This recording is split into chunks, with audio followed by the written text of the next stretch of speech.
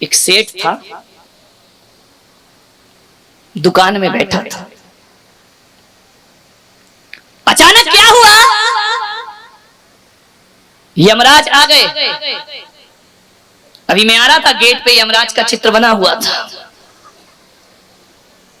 मुझे नहीं मालूम है कि कोई दुनिया में ऐसा यमराज है जो आदमी को लेने आता हो, छोड़ने जाता हो, यमदूत आते हो। मुझे नहीं पता सच्चाई क्या है, ऐसा मैंने सुना है कि कोई यमराज आते हैं और आदमी को उठाकर आए या ना आए। ये जो कहानी कह रहा हूं ये सरासर गप है, ध्यान रखना, झूठी है। सच है तो सच है और झूठ है तो झूठ है। कहानी मनगढ़ंत है, बनाई हुई कहानी है।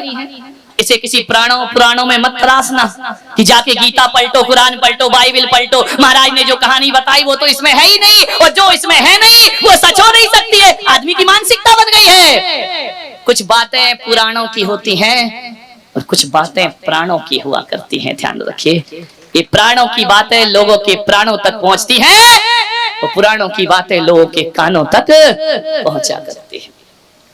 सेठ बैठा था, यमराज आ गए। सेठ तराजू में तौल रहा था, बनिया रहा होगा।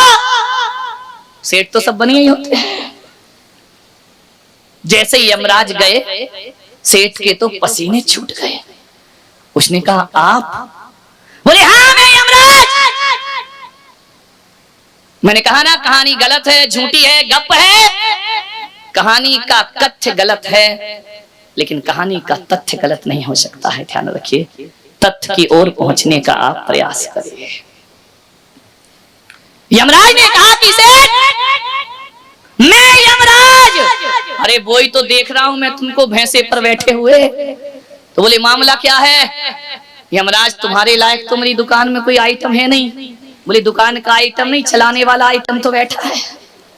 बोले मामला क्या? देखो यमराज मुझे प्लीज अभी मत ले चलो। अरे बोले घबरा मत सेठ, मैं तुझे लेने नहीं आया हूँ, मैं तुझे टेर देने आया हूँ, मैं तुझसे दोस्ती करने आया। अरे बनिया ने कहा दोस्ती? बोले हाँ।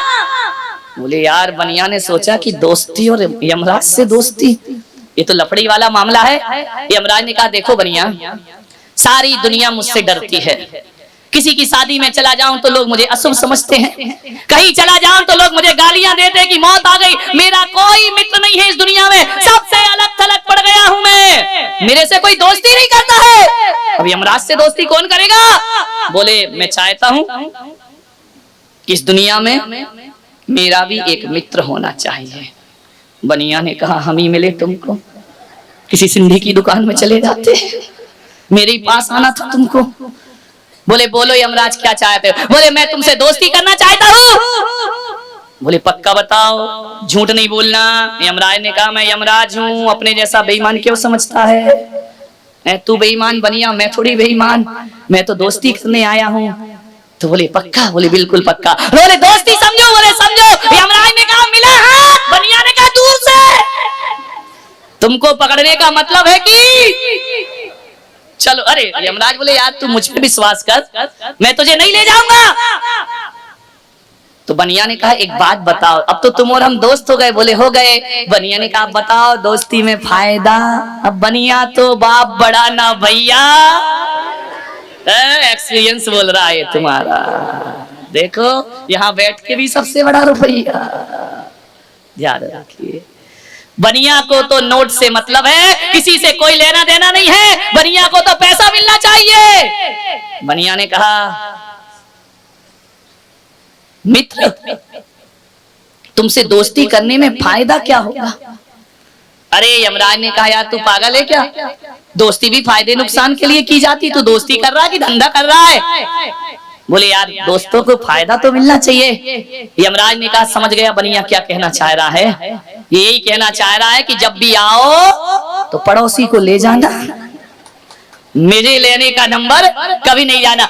यमराज ने कहा बोले बनिया क्या चाहता है? बोले मैं ये चाहता हूँ। बोले बोल सेठ क्या इच्छा है तेरी? बोले तुम तो समझ गए होगे, अंतर्यामी हो। बोले देखो सेठ, आरजू खुदा से करो बंदे से नहीं, और दोस्ती हमसे करो धंधे से। तुम्हें ले जाना मेरा धंधा है, यदि घोड़ा घास से दोस्ती करेगा तो खाएगा क्या? बोले तुम्हें लेकर के तो मैं जाऊंगा लेकिन आज नहीं ले जाऊंगा। सेठ ने कहा यार बख्शोगे नहीं? बोले नहीं, ये तो दुनिया की रीत है, बड़े बड़े महापुरुष भी आए तो वो भी काल के गाल में समा जाते। तो बनियान का एक काम करो, तुम लेने आओगे? बोले पक्का। बोले यार तुम्हारी एक सबसे गंदी आदत है, तुम कहीं भी आ धमकते हो। किसी की बारात में जा रहे वहीं आ जाओगे, घर में खुशियां हो रही वहीं आ जाओगे, मंदिर जा रहे वहीं आ जाओगे। और कभी कभी तो तुम ऐसा करते हो कि दूसरों को जलाने जाओ और खुद के जलने का नंबर आ जाता। बोले यार थोड़ा सिस्टम सही करो। बोले क्या सिस्टम? बोले तुम मेरे दोस्त हो। बोले दोस्त हो तो बोले यार आने के पहले कोई खबर अबर दे देना मुझे। तो बोले क्या मतलब? बोले यार साल 6 महीने पहले दे देना। बोले क्यों? बोले शास्त्रों में मैंने पढ़ा है कि अंत भला सो सब भला। मैंने जीवन में धर्म किया नहीं है, अच्छे कर्म किए नहीं है, सद्व्यवहार किए नहीं है, मैं अंत समय में सुधार लूंगा तो मेरा ये जन्म भी ऐसे गया और अगला जन्म भी ऐशो आराम से। अरे यमराज ने कोई बात नहीं, डोंट वरी, ले चलूंगा तुमको, खबर दे दूंगा। लेकिन देख बनिया खबर आ जाए तो अलर्ट हो जाना, वरना मैं आ गया तो फिर कुछ सुनने वाला नहीं। बोले ठीक है। तो यमराज ने कहा फिर मैं चलूं? बोले जल्दी किसको, तुम्हारे चक्कर में 10 ग्राहक भाग गए, तुम खड़े हो, लोग देख देख के भाग रहे कि यमराज खड़ा, कौन जाए, अभी ग्रास बना लेंगे, इसलिए जल्दी जाओ। बोले चाय आए पियोगे क्या? अरे यमराज ने कहा यार मैं चाय कहाँ पीता हूँ, मैं तो जिंदगी पीता हूँ। चाय आए हमारे मृत्यु लोक में तो चलती नहीं है, यमलोक में चाय नहीं चलती है। तो सेठ ने कहा फिर निकल लो तो हमारे और ग्राहक आ जाएं, सब खड़े हुए हैं। तो यमराज ने कहा ठीक है। बोले एक बात याद रखना दोस्त कि खबर जरूर करना। बोले जरूर करूंगा, चिंता मत कर। अब तो सेठ मस्ती में हो गया। उसने कहा टेंशन काहे का, अब तो लाइसेंस बन गया, अब तो मुझे परमिट मिल गया, अब तो खबर आएगी, तब जीवन सुधार लूंगा। पहले तो थोड़ा धर्म कर ही लेता था। सेठ ने कहा अब तो ऐशो आराम करो, खाओ पियो मौज मस्ती करो। रात में खाने लगा, आलू खाने लगा, प्याज खाने लगा।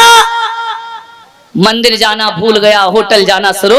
कहे बहुत मौज मस्ती कर लो, नरम नरम गरम गरम तरम तरम सब आने दो, जो देखो जब देखो तब खाए पिए ऐश करे। सुरा सुंदरी का शौकीन हो गया सेठ बुढ़ापे में, जिंदगी बिगाड़ ली।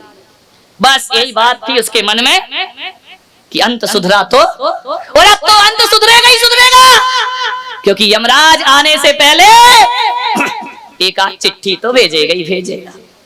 भूल गया, ध्यान रखना, जब जब आदमी मौत को भूलता है जिंदगी के सफर में कदम लड़खड़ा जाते हैं। ध्यान रखिए, जो मौत को याद रखता है कदम संभाल संभाल करके उठते हैं। ध्यान रखना, अभी तुम्हें पता चल जाए कि तुम्हें सांझ ही मरना है तो क्या शराब पी सकते हो तुम?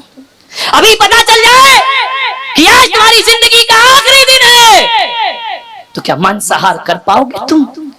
क्या रंगरलियां मना पाओगे?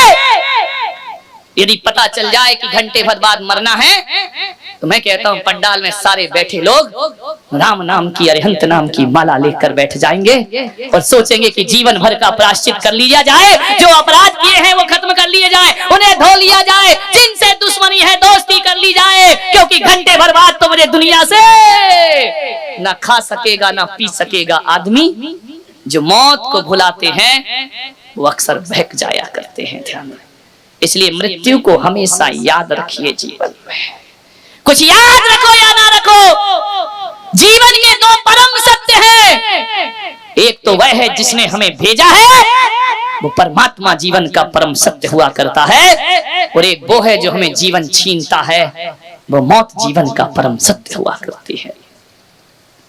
भूल गया सेठ। एक दिन यमराज आ गए, उन्होंने कहा सेठ, अरे बोले कौन मित्र, आओ पधारो, कुछ लोगे? अरे लोगे होगे नहीं। बोले क्या? बोले चलो टाइम हो गया। अरे बोले यार देखो धोखा मत दो, तुमने दोस्ती में वादा किया था कि खबर दूंगा, चिट्ठी दूंगा, तुमने कुछ नहीं दी, फिर अचानक आ धमके। तुम्हारी जात कभी चेंज होगी या नहीं होगी? है? उसने कहा यार ये जात वात की बात मत कर, तेरा समय हो गया, तेरे चलने का समय हो गया, चलो अब तेरे को 1 मिनट भी यहाँ नहीं रुकना है, तेरी जिंदगी की दी हुई सांसें अब खत्म। सेठ तो घबरा गया। सेठ ने कहा यार मैंने तो अभी अपने आप को बदला ही नहीं है, मैंने कुछ किया ही नहीं, ना धर्म किया, ना पूजा की, ना पाठ की, ना मैंने सत्कार किया, ना परोपकार किया, और मुझे मालूम है मरने के बाद मेरी दुर्दशा ऐसे कृत्य मैंने किए हैं। मौत ने कहा समय खत्म हुआ, चलिए तुम्हारा टाइम पूरा हो चुका है। उसने कहा यार धोखा मत दे, तूने दोस्ती की थी और यार तूने तो कहा था कि चिट्ठी लिखूंगा और एक भी चिट्ठी नहीं लिखी तूने। यमराज ने कहा पागल, एक नहीं कई चिट्ठियां लिखी हैं मैंने। चिट्ठी कई लिखी हैं, आई तो एक भी नहीं। बेटे से कहा क्यों रे रामलाल? बोले यमराज अंकल की चिट्ठी आई क्या? उसने कहा बुढ़ऊ पागल हो गया, दिमाग खराब, कोई यमराज चिट्ठी विट्ठी लिखता है क्या? पत्नी से कहा रही सौभाग्यवान इधर आ। बोले क्यों चिल्ला रहे सवेरे सवेरे? बोले सारा सौभाग्य जा रहा है तेरा। बोले मतलब क्या है? बोले वो चिट्ठी बता जो पोस्टमैन दे के गया था। अरे बोले कोई चिट्ठी बिट्ठी नहीं, जीवन में ऐसे काम किए कोई तुमको चिट्ठी लिखेगा? लोग तो तुम्हें गाली देने को तैयार नहीं है, तुम चिट्ठी की बात कर रहे हो। अरे बोले तू ज्यादा बकबक मत कर, जिंदगी के हिसाब किताब, जिंदगी खतरे में पड़ी है। बोले यमराज की चिट्ठी आई थी क्या? बुढ़िया ने देखा कि बुढ़े का ऊपर का माला खराब हो चुका है। यमराज से कहा कि देखो मैं झूठ बोल सकता हूँ, पत्नी झूठ कैसे बोलेगी, बच्चे झूठ कैसे बोलेंगे? ये सब कह रहे हैं कि हमारे यहाँ कोई चिट्ठी विट्ठी नहीं आई है। यमराज ने कहा मैंने चिट्ठी भेजी। बोले यमराज ऐसा तो नहीं है कि चिट्ठी तुमने मुझे भेजी हो और एड्रेस सुभाष का लिख दिया हो? अब हो सकती है गलती, क्या करे? यमराज ने कहा नहीं, तुम्हारे यहाँ एड्रेस कंप्यूटर में होते हैं और यहाँ मेरे दिमाग में मेमोरी में सब फिट है। मुझे एक एक का पता मालूम है, एक एक का टाइम मालूम है, मेरे यहाँ कोई गलती नहीं होती है। आदमी यही सोचता है कि चिट्ठी अपनी हो और एड्रेस पड़ोसी का होना चाहिए।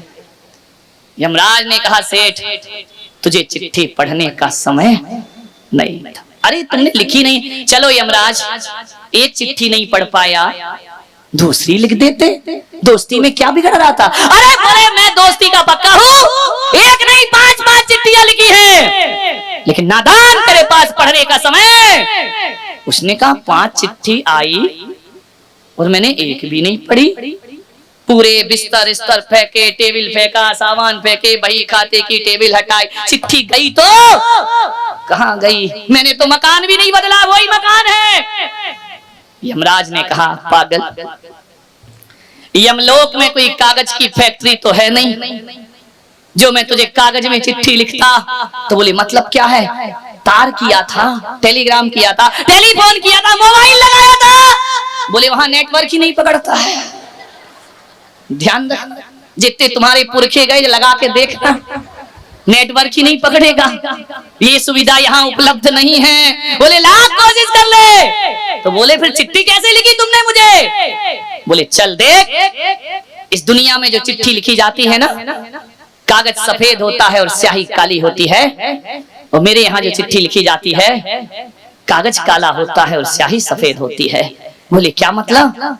बोले देख, आईने में अपने आप को जब मैंने तेरे बाल सफेद कर दिए, वो मेरी पहली चिट्ठी थी, तुझे सावधान हो जाना था, वो यमराज की पहली चिट्ठी थी। देख एक बात ध्यान रखना, दुनिया में हर सफेद चीज धीरे धीरे काली होती है, लेकिन बाल दुनिया में ऐसे हैं एक जो काले से धीरे धीरे सफेद हुआ करते हैं। बाकी काला रंग कभी सफेद नहीं होता है, काला सफेद रंग काला होता है। लेकिन ध्यान रखना, ये बाल ऐसे हैं जो काले से धीरे धीरे, मालूम है ये काले से सफेद क्यों होते हैं? वो कहते भैया बहुत काली करतूत कर ली जिंदगी में, अब मौत आने वाली है, सफेद जिंदगी कर लो।